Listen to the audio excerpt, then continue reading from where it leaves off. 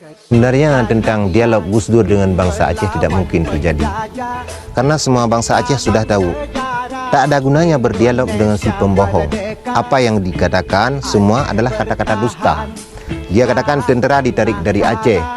Aceh jangan lagi dibantai oleh TNI, tapi mereka mengirim tentara ke Aceh untuk membantai bangsa kami Aceh.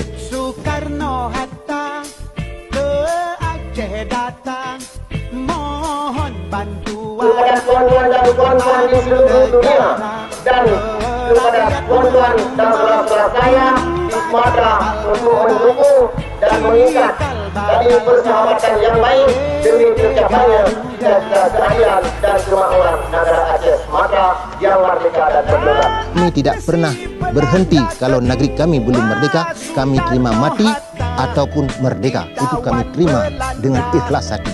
Karena itu adalah hak kami bangsa Aceh.